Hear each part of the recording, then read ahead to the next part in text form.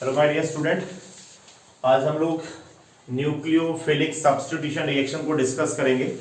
ये रिएक्शन बहुत ज्यादा इंपॉर्टेंट है क्योंकि ये रिएक्शंस एल्काइल हाइड की तो सबसे कॉमन रिएक्शंस है, लेकिन एक्सेप्ट एल्काइल हाइड ये रिएक्शंस बाकी जगह भी बहुत जगह अप्लाई होती है। तो डिस्कस करते हैं न्यूक्लियोफिलिक सब्स्टिट्यूशन रिएक्शन। लेकिन हम ये न्यूक्लियोफिलिक जो सब्स्टिट्यूशन रिएक्शन है इसको हम डिस्कस कर रहे हैं एल्काइल हैलाइड में। एल्काइल हैलाइड में डिस्कस कर रहे हैं। अब होता क्या है न्यूक्लियोफिलिक सब्स्टिट्यूशन रिएक्शन? तो हम लोगों ने ये एक एल्काइल हैलाइड ले लिया और ये जो एल्काइल हैलाइड है इसमें X आप लोगों को पता है हैलोजन है। तो ये X क्या क्या हो सकता है? ये X यहां पर आप लोगों का Cl, Br या I, यानी ये क्लोरीन हो सकता है, ये ब्रोमीन हो सकता है और इवन ये आयोडीन हो सकता है। और आपको दिख रहा होगा कि यहीं पर हम लोगों ने एक क्या लगा रखा है, बताओ, न्यूक्लियोफाइल भी है, ये Nu नेगेटिव कर रखा है न्यूक्लियोफाइल।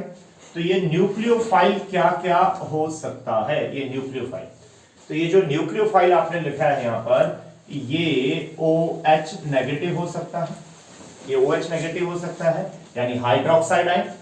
ये OR नेगेटिव हो सकता है, दैट इज एल्कोक्साइड आयन। ये जो न्यूक्लियोफाइल आपको नजर आ रहा है ये हम लोगों का अमोनिया भी हो सकता है, ये साइनाइड भी हो सकता है। मतलब ये न्यूक्लियोफाइल कुल मिला के बहुत सारे ग्रुप हो सकते हैं। अब न्यूक्लियोफिलिक सब्स्टिट्यूशन रिएक्शन में एक्चुअली होता क्या है? हमने एल्काइल हैलाइड लिया। एल्काइल हैलाइड आप सबको पता होना चाहिए कि एल्काइल हैलाइड में कार्बन और हैलोजन का बॉन्ड पोलर होता है। कार्बन और हैलोजन का बॉन्ड पोलर होता है। हैलोजन कार्बन के कंपैरिजन में ज्यादा इलेक्ट्रोनेगेटिव है, तो ये जो आप लोगों का हैलोजन है इस पे पार्शियल नेगेटिव चार्ज आएगा और कार्बन एटम पर उतना ही सेम मैग्नीट्यूड का पार्शियल पॉजिटिव चार्ज आएगा। ओके, अब ये न्यूक्लियोफाइल इस मॉलिक्यूल पर अटैक करेगा। तो ये न्यूक्लियोफाइल क्या कर रहा है? वो इस मॉलिक्यूल पर, इस एल्काइल हैलाइड के मॉलिक्यूल पे अटैक कर रहा है। तो चलो हम इसके लिए एक नाम यूज कर देते हैं, अटैकिंग न्यूक्लियोफाइल। ये अटैकिंग न्यूक्लियोफाइल।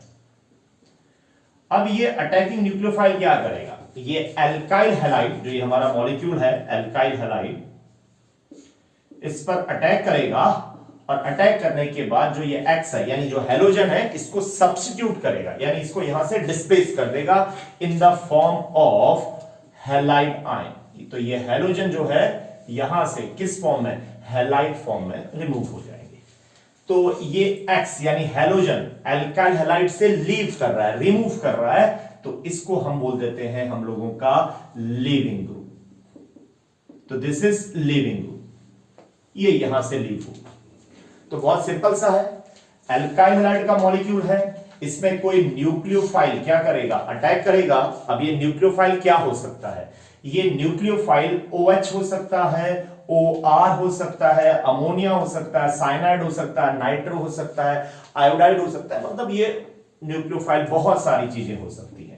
और X तो मैंने आपको बता दिया, ये क्लोरीन होगा, ब्रोमीन होगा या आयोडीन। तो this type of reaction is known as nucleophilic substitution reaction.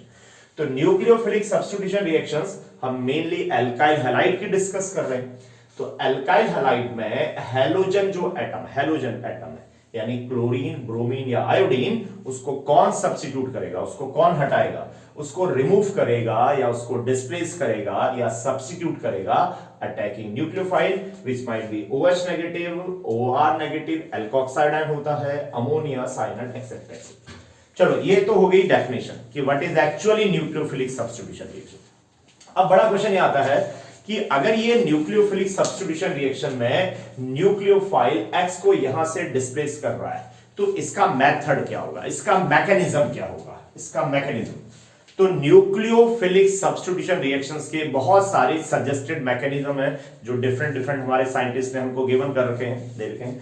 तो इनमें से दो मैकेनिज्म जो हैं वो सबसे ज्यादा कॉमन है और सबसे ज्यादा इंपॉर्टेंट है, जिसको हम अभी अपने करंट टॉपिक में डिस्कस करेंगे। फर्स्ट है SN2 मैकेनिज्म। SN2 मैकेनिज्म, तो ये जो SN2 मैकेनिज्म है इसका फुल फॉर्म क्या है? इसका फुल फॉर्म है by molecular nucleophilic substitution reactions. तो अगर ये X यानी लिविंग ग्रुप हैलोजन को न्यूक्लियोफाइल सब्स्टिट्यूट कर रहा है तो इसका जो पहला मैकेनिज्म होगा, फर्स्ट मैकेनिज्म होगा, दैट इज SN2 मैकेनिज्म। ये मेथड है, किसके मेथड है? एक्स को किससे? एल्काइल हैलाइड से डिस्प्लेस करने के।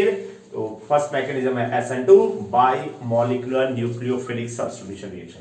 तो मैं आपकी नॉलेज के लिए बता दूं कि ये जो पावर में SN2 लिखा है हम लोगों ने, SN2, यहां पर ये जो 2 होता है, that signify molecularity of a reaction, molecularity of a reaction. तो आप लोगों ने केमिकल काइनेटिक्स चैप्टर में पढ़ा होगा कि व्हाट इज मॉलिक्युलरिटी ऑफ रिएक्शन। तो इस रिएक्शन की जो मॉलिक्युलरिटी अभी देखेंगे, इस मैकेनिज्म का जो मॉलिक्युलरिटी होता है वो 2 होता है, इसलिए ये कहलाता है by molecular nucleophilic substitution reaction. Another mechanism, एक मैकेनिज्म और है, अगर ये X डिस्प्लेस हो रहा है, X डिस्प्लेस हो रहा है, लीविंग ग्रुप यहां से लीव हो रहा है, उसको लीव कौन करा रहा है? न्यूक्लियोफाइल करा रहा है। तो इसका एक अनदर पाथवे होता है, एक अनदर मैकेनिज्म होता है, that mechanism is called SN1 mechanism, SN1 mechanism. और SN1 मैकेनिज्म का जो फुल फॉर्म है वो है unimolecular nucleophilic substitution reaction, unimolecular nucleophilic substitution reaction. इसके ये जो आपको दिख रहा है ये पावर है, यहां पर हमने 1 लिखा है, दैट इज मॉलिक्युलरिटी। तो जैसे ऊपर 2 लिखा था तो इसकी मॉलिक्युलरिटी 2 थी। इस रिएक्शन की मॉलिक्युलरिटी दिस इज मॉलिक्युलरिटी, इस रिएक्शन की मॉलिक्युलरिटी 1 है, इसलिए इसे कहते हैं हम लोग यूनिमॉलिक्यूलर न्यूक्लियोफिलिक सब्स्टिट्यूशन रिएक्शन।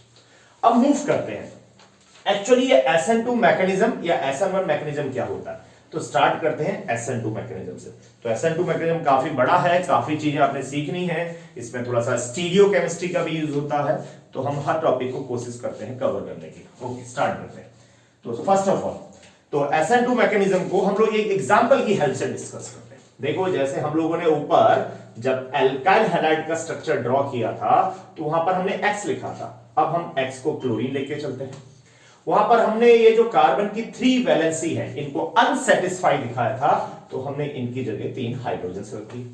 यहां पर जस्ट हमारे पास न्यूक्लियोफाइल था, NU, दैट इज न्यूक्लियोफाइल था जो X को डिस्प्लेस करता। लेकिन हम यहां एग्जांपल लेके डिस्कस कर रहे हैं कि ये न्यूक्लियोफाइल हम लोग का कौन है? OH है। हम किसी को भी डिस्कस कर सकते हैं, हमने OH को लिया। ओके, तो ये है हम लोग का एक मॉलिक्यूल जिसका नाम आपको पता है CH3Cl, that is methyl chloride. तो हम किस मॉलिक्यूल को लेके चल रहे हैं?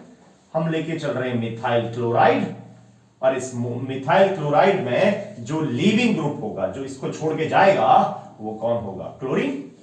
और इसमें जो अटैकिंग न्यूक्लियोफाइल है, जो अटैक करेगा, वो कौन है? OH negative. तो ये OH नेगेटिव है आप लोगों का अटैकिंग न्यूक्लियोफाइल, यहां से लीविंग ग्रुप है क्लोरीन।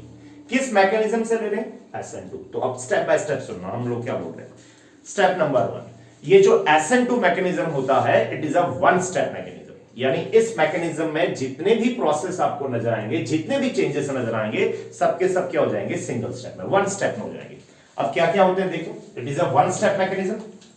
अब इस मैकेनिज्म में क्या है? ओके, स्टार्ट करते हैं। ये OH नेगेटिव है, ये कौन है? Attacking nucleophile. अब ये बॉन्ड किसका है? कार्बन और किसका है? ये क्लोरीन का बॉन्ड है। तो क्लोरीन, जो क्लोरीन होता है वो कार्बन से मोर इलेक्ट्रोनेगेटिव है। अगर क्लोरीन कार्बन के कंपैरिजन में मोर इलेक्ट्रोनेगेटिव है तो क्लोरीन पे पार्शियल नेगेटिव चार्ज होगा, और इक्वली उतना ही कार्बन पे पार्शियल पॉजिटिव चार्ज होगा। तो क्लोरीन पार्शियल नेगेटिव, ये पार्शियल क्या? पॉजिटिव। ओके, ठीक है। अब ये जो अटैकिंग न्यूक्लियोफाइल है, दैट इज हमारा हाइड्रोक्साइड आयन, जो हाइड्रोक्साइड है, ये हाइड्रोक्साइड आयन है, इस पे क्या चार्ज है? इस पे नेगेटिव चार्ज, इस पे नेगेटिव चार्ज। अब ये नेगेटिव चार्ज है तो ये अटैक करेगा, किस पे अटैक करेगा? पॉजिटिव चार्ज पे, यानी कार्बन पे अटैक करेगा, कार्बन पे अटैक करेगा। और जैसे ही ये कार्बन पे अटैक करेगा तो ये जो न्यूक्लियोफाइल है ये अपने लोन पेयर, न्यूक्लियोफाइल क्या होता है? जिसके पास इलेक्ट्रॉन होता है, which is a electron rich species. Nucleophile किसे कहते हैं? जिसके पास इलेक्ट्रॉन ज्यादा होते हैं। तो ये न्यूक्लियोफाइल जो है अटैकिंग OH नेगेटिव, ये अपने इलेक्ट्रॉन शेयर करेगा इसके साथ बॉन्ड बनाने के लिए। साइमल्टेनियसली जैसे ही OH ने अपने इलेक्ट्रॉन कार्बन को बॉन्ड बनाने के लिए दिए, तो उसी समय पे साइमल्टेनियसली जो कार्बन और जो X है इसका बॉन्ड ब्रेक होना स्टार्ट हो जाएगा। यानी यहां 2 प्रोसेस जो है वो साथ साथ चल रही है, साइमल्टेनियस चल रही है। क्या क्या? ये जो अटैकिंग न्यूक्लियोफाइल है ये अपना इलेक्ट्रॉन दे रहा है कार्बन को, दोनों के बीच में बॉन्ड बनेगा। बॉन्ड बनेगा, और एट द सेम टाइम जो कार्बन और क्लोरीन का बॉन्ड है, यानी कार्बन और जो हेलोजन का बॉन्ड है, ये ब्रेक होगा। तो देखो हमने एक बीच में स्टेट दिखा रखी है, ये स्टेट बहुत ज्यादा एनर्जेटिक और बहुत ज्यादा अनस्टेबल होता है। इवन आप इसे हाइपोथेटिकल जैसा भी कह सकते हो, क्योंकि इस स्टेट को हम कभी आइसोलेट नहीं कर सकते, इसको हम अलग नहीं कर सकते कभी। क्यों नहीं कर सकते आप देखिए, क्योंकि इसमें सबसे पहली चीज तो आपको ये नजर आ रही होगी कि इसमें जो कार्बन है वो लीविंग न्यूक्लियोफाइल। देखो आपको पता है कि ये जो Cl है it is a leaving nucleophile, leaving group, ये यहां से हटने वाला है। और ये जो OH है ये कौन सा ग्रुप है, दिस इज अटैकिंग ग्रुप। तो इस स्टेट में ये जो आपको स्ट्रक्चर नजर आ रहा है, हम इसको कहते हैं transition state, TS, transition state. तो इस स्टेट में कार्बन पेंटावेलेंट हो गया है, कार्बन की 5 वैलेंसी हो गई है। देखो 1 2 3 3 तो हाइड्रोजन है, और जो लीविंग ग्रुप है और जो अटैकिंग ग्रुप है उसके साथ कार्बन साइमल्टेनियसली बॉन्ड बना रखा है। देखो दोनों से, उसने आपका क्लोरीन के साथ भी बॉन्ड बना रखा है और उसने OH के साथ भी बॉन्ड बना रखा है, लेकिन दोनों बॉन्ड में डिफरेंस है, डिफरेंस है। अब डिफरेंस क्या है, वो ये है कि ये जो बॉन्ड है कार्बन और OH का, ये बॉन्ड फॉर्म हो रहा है। ये आप देखिए OH न्यूक्लियोफाइल था, इसने अपने लोन पेयर दे कार्बन को बॉन्ड बनाने के लिए, तो यानी ये बॉन्ड बन रहा है, ये दिखा रहा है बॉन्ड बन रहा है। और at the same time bound बनने से जो एनर्जी रिलीज होगी, जो एनर्जी रिलीज होगी वो कार्बन और X के बॉन्ड को ब्रेक करने में यूटिलाइज हो जाएगी। तो ये बॉन्ड क्या हो रहा है, ये बॉन्ड हो रहा है ब्रेक। तो दो प्रोसेस साथ साथ चल रही है, कार्बन और OH का बॉन्ड बनता जाएगा, बनेगा बनेगा बनेगा, उससे एनर्जी रिलीज होगी रिलीज होगी रिलीज होगी। तो इसके बॉन्ड बनने से जो एनर्जी रिलीज होगी वही एनर्जी कार्बन और क्लोरीन के बीच के बॉन्ड को तोड़ने में रिक्वायर्ड होगी। तो यानी ये एनर्जी रिलीज होगी, ये बॉन्ड का एनर्जी आपका रिलीज होके इस बॉन्ड को ब्रेक करेगा। यानी ये बॉन्ड फॉर्म होता जाएगा, ये बॉन्ड ब्रेक होता जाएगा, ये फॉर्म होता जाएगा, ये ब्रेक होता जाएगा, और अल्टीमेटली ये जो क्लोरीन है, हेलोजन है, ये यहां से किस फॉर्म में, हैलाइड आयन, ये क्लोराइड आयन के फॉर्म में डिस्प्लेस हो जाएगा, और इस कार्बन के साथ कौन अटैच हो जाएगा, OH। तो बन गया हमारा फाइनल प्रोडक्ट, OH आ गया है। तो आप लोगों को पता है ये कंपाउंड अल्कोहल बन गया है, और इसका नाम क्या है, methyl alcohol. And this mechanism is called SN2 mechanism. This mechanism is called क्या, SN2 मैकेनिज्म। देखिए टोटल प्रोसेस, जो टोटल प्रोसेस वो कितनी है बताओ, सिंगल स्टेप में हो जा रही, सिंगल स्टेप में। अब मैं थोड़ा सा रिपीट करता हूं कि इसमें क्या होगा। अल्काइल है, दैट इज मिथाइल क्लोराइड। इस मिथाइल क्लोराइड में हाइड्रोक्साइड, इस मिथाइल क्लोराइड में हाइड्रोक्साइड आयन अटैक कर रहा है। अब जब ये इसमें अटैक करेगा तो हाइड्रोक्साइड आयन न्यूक्लियोफाइल है, तो वो अपने इलेक्ट्रॉन इस कार्बन को शेयर करेगा, ये बॉन्ड बनेगा, और उस बॉन्ड बनने से जो एनर्जी रिलीज होगी वो इस बॉन्ड को ब्रेक करेगी। तो OH और कार्बन के बीच में बॉन्ड बनता जाएगा, फॉर्म होता जाएगा। ये देखो डॉट डॉट डॉट दिखा रहा है, यानी ये बॉन्ड फॉर्म हो रहा है, अभी चल रहा है, ये पार्शियल फॉर्म है। और इस फॉर्म से जो एनर्जी रिलीज होगी वही कार्बन और क्लोरीन के बीच के बॉन्ड को ब्रेक करने में यूटिलाइज होगी। यानी ये बॉन्ड बनता जाएगा और ये बॉन्ड आपका ब्रेक होता जाएगा, और फाइनली ये बॉन्ड कंप्लीटली फॉर्म हो जाएगा, और ये जो कार्बन और Cl का बॉन्ड है ये कंप्लीटली ब्रेक हो जाएगा। This mechanism is known as SN2 mechanism. और ये जो बीच में स्टेट नजर आ रही है आपको, ये बहुत ज्यादा अनस्टेबल है, इसे हम ट्रांजिशन स्टेट कहते हैं। यहां पर जो कार्बन है वो पेंटावेलेंट हो गया है, कार्बन के साथ एक क्लोरीन जो यहां से रिमूव होने वाला है, एक OH जो इसके साथ अटैच हो रहा है, और ऑलरेडी इसके साथ 3 हाइड्रोजन के एटम्स तो पहले से ही अटैच है। ओके, ये हो गया SN2।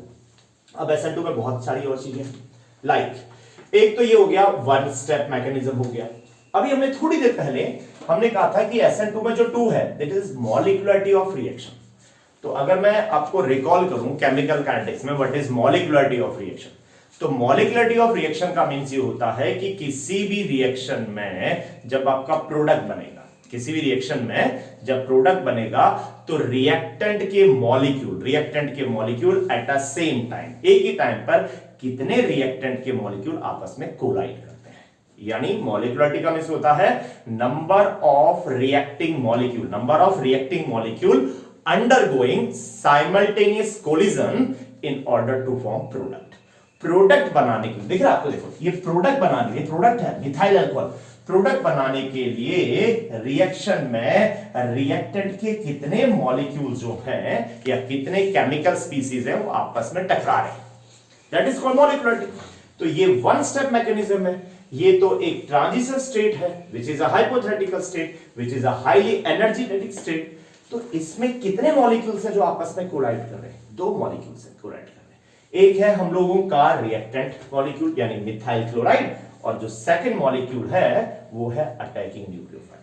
तो इस रिएक्शन की मॉलिक्युलरिटी कितनी है? 2 है, इसलिए इसे कहते हैं हम लोग बाइमॉलिक्यूलर। लेकिन कौन सी रिएक्शन चल रही है? न्यूक्लियोफिलिक सब्स्टिट्यूशन रिएक्शन चल रही है, इसलिए हमने इसे बोल दिया बाइमॉलिक्यूलर न्यूक्लियोफिलिक सब्स्टिट्यूशन रिएक्शन। अब इसके बारे में एक दो चीजें और, ये जो SN2 मैकेनिज्म है which is a one step mechanism, इसको अब हम थोड़ा सा काइनेटिक्स के सेंस में देखते हैं, केमिकल काइनेटिक्स के सेंस में देखते हैं। तो ये जो SN2 मैकेनिज्म है, एक तो हमने बोल दिया कि एक ये वन स्टेप मैकेनिज्म है, वन स्टेप मैकेनिज्म है। वन स्टेप मैकेनिज्म के अलावा ये जो रिएक्शन होती है ये एक सेकंड ऑर्डर रिएक्शन है, यानी ये जो SN2 मैकेनिज्म है इसका ऑर्डर जो है, इसका ऑर्डर कितना है? 2 है। अब इसका ऑर्डर 2 बताते हैं कैसे है। जब इस रिएक्शन पे एक्सपेरिमेंट किया, जब हमने इस रिएक्शन पे एक्सपेरिमेंट किया तो हम लोगों ने ये देखा कि ये जो SN2 मैकेनिज्म है ना, इसका जो रेट होता है R, रेट किसका रेट? SN2 मैकेनिज्म का जो रेट है वो आपका एक तो एल्काइल हैलाइड के कंसंट्रेशन पे भी डिपेंड करता है, एल्काइल हैलाइड के कंसंट्रेशन पे भी डिपेंड करता है, एज वेल एज इस रिएक्शन का जो रेट है वो न्यूक्लियोफाइल के कंसंट्रेशन पे भी डिपेंड कर रहा है। तो इस SN2 मैकेनिज्म का जो रेट है वो कितने केमिकल्स पे डिपेंड कर रहा है, कितने कंसंट्रेशन पे डिपेंड कर रहा है? 2, एल्काइल हैलाइड के भी एज वेल एज न्यूक्लियोफाइल के। अगर ये दोनों के कंसंट्रेशन पे डिपेंड कर रहा है तो 1 + 1, दोनों की पावर 1 + 1 2, तो इस रिएक्शन का जो ऑर्डर होगा वो 2 होगा। तो ये कैसी रिएक्शन हो जाएगी? एक सेकंड ऑर्डर रिएक्शन। तो ये छोटी छोटी इंफॉर्मेशन है, आपको आना चाहिए रिगार्डिंग SN2। ओके, मूव करते हैं आगे। अब देखो एक्चुअली अब यहां से एक चीज और स्टार्ट होती है, थोड़ा डिफरेंट चीज है तो इसको ध्यान से देखना। तो ये जो OH है जब ये इस कार्बन पर अटैक करेगा तो आपको दिख ही रहा है कि ये बैक साइड से अटैक कर रहा है, बैक साइड से। अब एक छोटा सा मन में क्वेश्चन आता है हमारे कि ये जो OH है वो इस कार्बन पर बैक साइड से क्यों अटैक कर रहा है? तो बहुत सारे रीजन हो सकते हैं, हम एक सिंपल सा आपको रीजन बताते हैं। देखो ये OH पर नेगेटिव चार्ज है और ये जो हैलोजन है इस पे भी पार्शियल नेगेटिव चार्ज है। अगर ये OH फ्रंट से अटैक करेगा तो यहां से ये क्या हो सकता है? रिपेल हो सकता है। तो अगर हम OH को क्लोरीन के रिपल्सन से बचाना चाहें और इस कार्बन पर अटैक करना चाहें तो वो केवल एक ही पोजीशन हो सकती है कि ये OH इस कार्बन पर अटैक करे जस्ट अपोजिट डायरेक्शन से। किसकी अपोजिट डायरेक्शन से? क्लोरीन की अपोजिट डायरेक्शन से। ये OH है, अगर सपोज करिए OH यहां पर से अटैक करता है, सपोज कर लेते हैं OH यहां से अटैक करता है, तो देखो दोनों में रिपल्सन होगा नहीं होगा? अगर ये यहां पर से भी अटैक करता है फिर भी एक रिपल्सन की पॉसिबिलिटी होगी। तो OH पर क्लोरीन मिनिमम रिपल्सन कब लगाएगा? मिनिमम रिपल्सन कब लगाएगा? जब ये OH इस कार्बन पर जहां से क्लोरीन है ना उसके जस्ट बैक साइड से, अपोजिट साइड से अटैक करे। तो ये एक सिंपल सा रीजन है, ठीक है। इसके एक दो रीजन वैसे और होते हैं, तो स्टार्ट करते हैं। तो है क्या? ये OH है। अब OH जब इस कार्बन से अटैक करेगा तो इस कार्बन पे पहले से भी तो कोई ना कोई ग्रुप अटैच होंगे। जैसे अभी देखो हमने 3 हाइड्रोजन रखे हैं, मिथाइल क्लोराइड है तो 3 हाइड्रोजन है। तो होता क्या है, आप लोगों को पता होना चाहिए कि कोई भी आपके पास एटम है या ग्रुप ऑफ एटम है, कोई छोटा सा बड़ा सा या बड़ा ग्रुप है, तो जब वो स्पेस में जाएगा तो कुछ ना कुछ स्पेस को ऑक्यूपाई करेगा, नहीं करेगा? डेफिनेटली करेगा। इसको आप ऐसे समझो, जैसे मान लो हमारे पास ये मार्कर का कैप है, अब देखो स्मॉल है, तो अगर इसको मैं यहां पर स्पेस में रखूं, इसको हवा में रखूं, तो ये कितना स्पेस ऑक्यूपाई करेगा? कम करेगा। क्यों? क्योंकि इसका साइज भी कम है। ऑन द अदर हैंड अगर मेरे पास सपोज कोई कंप्लीट मार्कर है, तो आपको दिख रहा है मार्कर बड़ा है। अब ये जो मार्कर है ये कैप के कंपैरिजन में तो बड़ा ही है ना, तो ये क्या है? ये मार्कर आपका छोटा था, सॉरी ये कैप आपका छोटा था, तो इसने स्पेस में कितना स्पेस ऑक्यूपाई किया? कम स्पेस ऑक्यूपाई किया। अब ये जो मार्कर है इसका साइज बड़ा है, तो ये स्पेस में क्या करेगा? ज्यादा स्पेस ऑक्यूपाई करेगा। और इसके अलावा अगर हम लोग कुछ और ले लें, सपोज करो जैसे हम लोगों ने डस्टर ले लिया, अब आपको दिख रहा है ये डस्टर का साइज तो और बड़ा है, तो ये स्पेस में और ज्यादा क्या करेगा बताओ, स्पेस को ऑक्यूपाई करेगा, ये ज्यादा जगह घेरेगा, ये कम जगह करेगा, और ये मार्कर भी ठीक है कम जगह करेगा इन कंपैरिजन टू, ठीक है, डस्टर। तो इसका मीनिंग ये हुआ कि जो ग्रुप है अगर छोटा ग्रुप होगा तो स्पेस में कम स्पेस ऑक्यूपाई करेगा, बड़ा ग्रुप होगा तो स्पेस में ज्यादा स्पेस ऑक्यूपाई करेगा। तो this effect is known as steric effect. इसे क्या कहते हैं बता, स्टेरिक इफेक्ट कहते हैं। छोटे ग्रुप का कम जगह को ऑक्यूपाई करना, बड़े ग्रुप का ज्यादा जगह को ऑक्यूपाई करना, that is called steric effect. अब ये स्टेरिक इफेक्ट हमारे लिए कितना फ्रूटफुल है या कितना हमारे लिए हार्मफुल है, देखते हैं हम लोग क्या प्रॉब्लम क्रिएट करता है। एग्जांपल देखो, हमने एक लिया मिथाइल क्लोराइड, तो Cl पार्शियल नेगेटिव, इसमें पार्शियल पॉजिटिव। तो मिथाइल क्लोराइड में आपको क्लियरली नजर आ रहा है कार्बन के साथ 3 स्मॉल स्मॉल हाइड्रोजन एटम, ठीक है, छोटे छोटे हाइड्रोजन। नेक्स्ट हमने एग्जांपल ले लिया इथाइल क्लोराइड, ये 1 डिग्री हैलाइड भी है, पार्शियल नेगेटिव पार्शियल पॉजिटिव, ये 1 डिग्री है, हैलाइड है, 1 डिग्री हैलाइड है। तो इसमें कार्बन के साथ 2 हाइड्रोजन और एक मिथाइल ग्रुप है, यानी एक बल्कि ग्रुप हो गया, एक बड़ा ग्रुप है। तो बड़ा ग्रुप है तो आप सबको साफ नजर आ रहा होगा कि ये ज्यादा स्पेस घेरा है, ज्यादा स्पेस इसने ऑक्यूपाई किया है। नेक्स्ट आइसोप्रोपाइल क्लोराइड, इसमें क्लोरीन पार्शियल नेगेटिव और कार्बन पार्शियल पॉजिटिव। तो आइसोप्रोपाइल क्लोराइड में कार्बन के साथ यानी पॉजिटिवली चार्ज कार्बन के साथ 2 मिथाइल ग्रुप है, 2 बल्कि ग्रुप है। तो इसका मीन ये तो और ज्यादा स्पेस को ऑक्यूपाई कर रहे होंगे। और अगर हम टर्ट ब्यूटाइल क्लोराइड है, टर्ट ब्यूटाइल क्लोराइड है, तो इसमें आप लोगों का Cl negative, carbon partial positive. तो इसमें तो कार्बन के साथ पॉजिटिवली चार्ज कार्बन के साथ 3 बल्कि ग्रुप है, 3 बल्कि ग्रुप है। अब ये क्या होगा, तो अगर मैं पूछूं इनमें से सबसे ज्यादा स्टेरिक इफेक्ट किसका होगा, स्टेरिक इफेक्ट, तो आप बोलोगे 3 डिग्री हैलाइड का, क्योंकि इसमें 3 बल्कि ग्रुप है तो ये ज्यादा स्पेस को ऑक्यूपाई करेंगे। ओके, नेक्स्ट 2 डिग्री हैलाइड में क्या है, 2 डिग्री हैलाइड में 1 तो हाइड्रोजन है लेकिन 2 बल्कि ग्रुप है, तो इसमें स्टेरिक इफेक्ट फिर भी कम होगा, इसमें स्टेरिक इफेक्ट और कम होगा, और इसमें स्टेरिक इफेक्ट मिनिमम होगा। अब इससे फर्क क्या पड़ता है, डिफरेंस क्या आता है देखो। अब इसमें अटैक करना है OH को, तो OH इसमें आएगा और सीधा अटैक कर जाएगा, अटैक कर गया तो यानी प्रोडक्ट बन जाएगा Cl रिमूव और Cl की जगह OH आएगा। Okay, move to another point.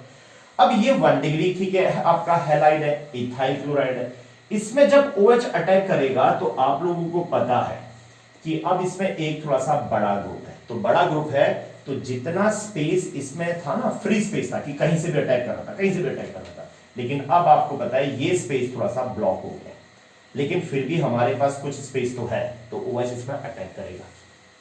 तो मिथाइल क्लोराइड और अगर मैं इथाइल क्लोराइड जो कि 1 डिग्री हैलाइड है, अगर मैं इन दोनों की रिएक्टिविटी का कंपैरिजन करूं कि इन दोनों में से प्रोडक्ट जल्दी कौन बनाएगा, तो कॉमन सा सेंस है, कौन जल्दी प्रोडक्ट बनाएगा, इसमें बनाएगा मिथाइल क्लोराइड। क्यों, क्योंकि इसमें 3 स्मॉल ग्रुप है, तो इन्होंने स्पेस में कम जगह ऑक्यूपाई किया है, तो OH इजीली से अटैक कर जाएगा। अब यहां पर क्या है, 2 तो स्मॉल ग्रुप है, हाइड्रोजन एटम है, लेकिन एक बल्कि ग्रुप है, मिथाइल ग्रुप है। अब अगर ये बल्कि ग्रुप है, बड़ा ग्रुप है, तो जब ये OH अटैक कर रहा होगा ना, तो इस बल्कि ग्रुप ने, बड़े ग्रुप ने ज्यादा स्पेस ऑक्यूपाई किया है, तो ज्यादा स्पेस ऑक्यूपाई किया है तो ये OH को अटैक करने में थोड़ी सी प्रॉब्लम क्रिएट करेगा।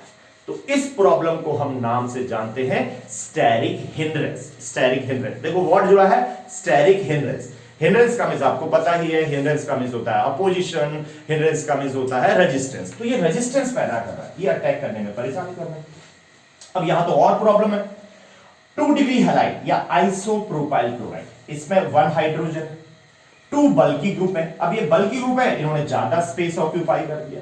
अगर इन्होंने ज्यादा स्पेस ऑक्यूपाई कर दिया है तो जब OH नेगेटिव हमारा इसमें अटैक करना चाहेगा, तो ये ग्रुप बड़े हैं, इन्होंने ज्यादा स्पेस ऑक्यूपाई किया है, तो इनका स्टेरिक हिंड्रेंस क्या होगा, इनका स्टेरिक हिंड्रेंस और ज्यादा होगा। तो अब तीनों को साथ साथ दो। इसमें आप लोगों के 3 हाइड्रोजन थे, तो अटैक सबसे जल्दी हो गया। इसमें क्या है, 2 हाइड्रोजन है, एक बल्कि है, तो रिएक्टिविटी थोड़ी सी कम होगी। इसमें तो 2 बल्कि ग्रुप है, 2 बल्कि ग्रुप है, अगर इसमें 2 बल्कि ग्रुप है तो इसका रिएक्टिविटी फर्दर कम हो गया। अब 3 डिग्री में तो साफ नजर ही आ गया होगा, आप समझ ही गए होंगे अगर आप थोड़ा सा कंसंट्रेट होकर देख रहे हैं। तो इसमें 3,3 मिथाइल ग्रुप है, इतने बल्कि ग्रुप है कि अगर OH इस कार्बन पर अटैक करना चाहेगा तो वो अटैक नहीं कर सकता है। तो न्यूक्लियोफाइल, कौन सा न्यूक्लियोफाइल? अटैकिंग न्यूक्लियोफाइल, जिसका एग्जांपल हमने OH ले रखा है, वो 3 डिग्री हैलाइड से रिएक्शन को नहीं दिखाएगा। क्यों नहीं दिखाएगा? क्योंकि आपको दिख रहा है कि इन तीनों पे अगर हम कंपैरिजन करें तो इन तीनों में आपके बल्कि ग्रुप है, यानी ये टोटल का टोटल स्पेस ऑक्यूपाई कर देंगे पीछे, तो OH अटैक ही नहीं कर पाएगा। इसमें भी 2 बड़े ग्रुप थे, लेकिन एटलीस्ट एक तो छोटा था। इसमें अच्छा है, इसमें 2 स्मॉल ग्रुप है, और इसमें तो सबसे ज्यादा इजीली से अटैक होगा। क्यों होगा? क्योंकि इसमें 3 हाइड्रोजन एटम्स है। अगर हम तीनों सबको साथ लें तो ऑर्डर क्या हो गया? मिथाइल जो हैलाइड होते हैं, मिथाइल हैलाइड, ये सबसे ज्यादा रिएक्टिव होते हैं टुवर्ड्स SN2, ठीक है, मैकेनिज्म। इसके बाद जो नेक्स्ट होता है that is ethyl halide. Ethyl halide यानी 1 डिग्री हैलाइड, अगर हम इसको लेके ज्यादा बेटर होगा, 1 degree halide, then 2 degree halide, then 3 degree halide. तो ये ऑर्डर है, किसका ऑर्डर है? ये ऑर्डर है हम लोगों का SN2 मैकेनिज्म का। SN2 मैकेनिज्म यानी SN2 मैकेनिज्म सबसे जल्दी कौन दिखाएगा? SN2 मैकेनिज्म से कौन सा एल्काइल हैलाइड सबसे जल्दी रिएक्शंस को प्रोडक्ट बनाएगा? वो बनाएगा हम लोग का मिथाइल। देन 1 डिग्री की रिएक्टिविटी थोड़ी सी कम होगी क्योंकि इसमें स्टेरिक हिंड्रेंस है, 2 डिग्री में स्टेरिक हिंड्रेंस ज्यादा है, और 3 डिग्री में स्टेरिक हिंड्रेंस सबसे ज्यादा है। स्टेरिक हिंड्रेंस मींस छोटे ग्रुप का छोटा स्पेस ऑक्यूपाई करना, बड़े ग्रुप का बड़ा स्पेस ऑक्यूपाई करना। तो जब बड़ा ग्रुप ज्यादा स्पेस ऑक्यूपाई करेगा तो वो किसको प्रॉब्लम क्रिएट करेगा? OH को अटैक करने में करेगा, दैट इज स्टेरिक हिंड्रेंस। तो अब ये जो हमारा लेक्चर है इसमें हमने SN2 मैकेनिज्म को थोड़ा सा डिस्कस कर दिया है। अब इसके बाद जब हम जो सेकंड आप लोगों का लेक्चर करेंगे इसी टॉपिक में, क्योंकि काफी लंबा टॉपिक है, तो उसमें मैं आप लोगों को कुछ एग्जांपल्स की हेल्प से बताऊंगा कि अगर पेपर में या कॉम्पिटिटिव में या जनरल हमारे बोर्ड एग्जामिनेशन में अगर हमारे पास डिफरेंट एल्काइल हैलाइड है तो which molecule undergo SN2 mechanism eight faster rate and which molecule undergo nucleophilic substitution reaction at slower rate. Okay, thank you.